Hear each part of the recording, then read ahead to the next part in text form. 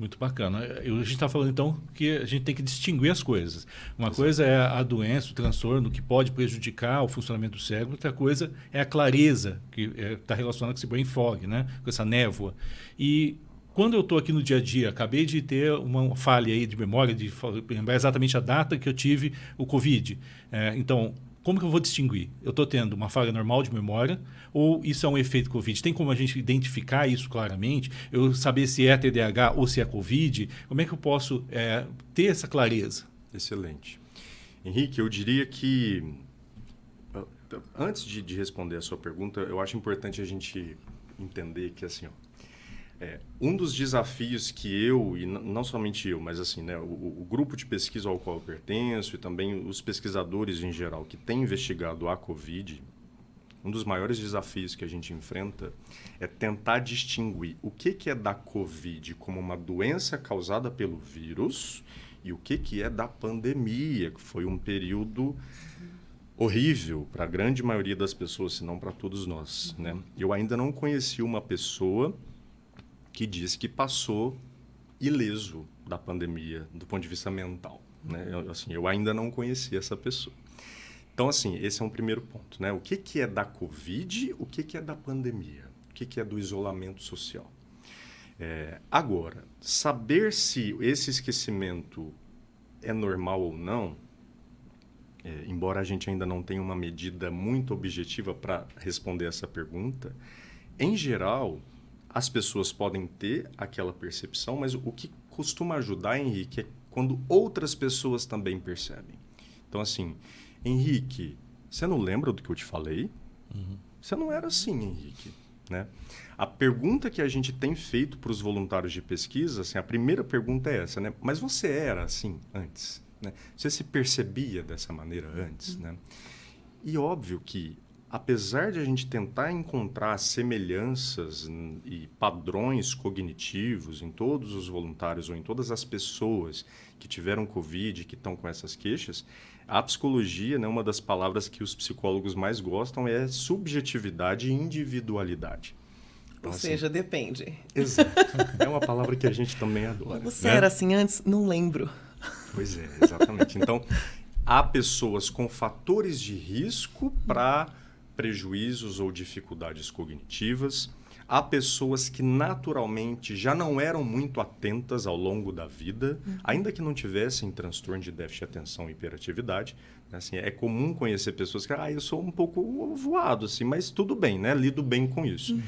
Aparentemente, Henrique, essas pessoas que já tinham um histórico de algum grau de desatenção ou, que é mais importante, algum histórico psiquiátrico de transtorno de ansiedade, transtorno do humor, por exemplo, também parece haver uma relação importante entre esses fatores anteriores, né, esses antecedentes, e o desfecho pós-Covid, essa percepção ainda que subjetiva.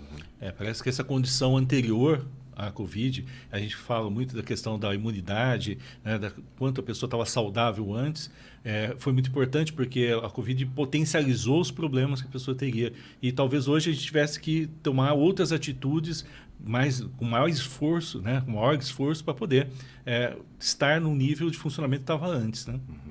Exatamente. Eu acho que a gente tentou, pelo menos, aprender um pouco com as dinâmicas da pandemia.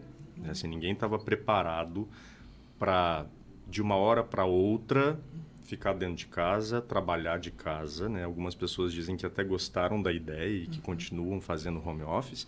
Mas a verdade é que nós somos seres sociais, né? Quer queira, quer não. Então, assim, eu penso que esses prejuízos, Henrique, eles ainda vão ser melhor compreendidos, infelizmente ainda vão ser melhor evidenciados ao longo do tempo.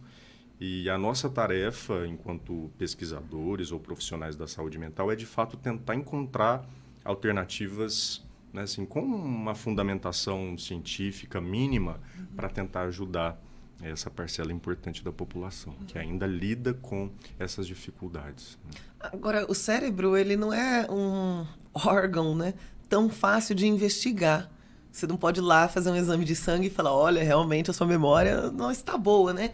E se eu estou sentindo? Se a minha resposta é é não para aquela pergunta. Não, eu não era assim antes. Eu fiquei assim depois de 1, 2 ou 3 Covids. Tem gente que teve 5 até, né? Falou para mim aqui.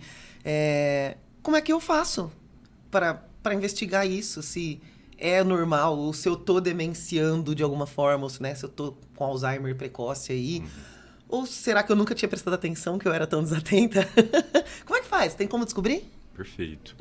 Sussu, a boa notícia é que nós temos métodos de investigação da nossa cognição que já nos ajudam bastante a entender esse perfil de funcionamento cerebral, né? Eu estou me referindo à avaliação neuropsicológica, que é um dos exames, um dos métodos de investigação da psicologia, né? É interessante pensar que no dia a dia, né, existe aquela cultura de dizer que não preocupa com isso não, porque isso é psicológico, né? Assim, isso é uma coisa que as pessoas costumam dizer bastante. Coisa da sua cabeça. Isso. E não tem tanto problema em dizer isso, né? Para mim, o problema está em banalizar a questão psicológica, né? Assim, como se é psicológico, portanto, não é importante. Portanto, não dá para saber exatamente o que é. Portanto, esquece que você está viajando. Não né? mexe com isso, não. Exatamente. Bom, então, como eu disse, a boa notícia é que, apesar de ser algo psicológico, é possível de ser investigado, né?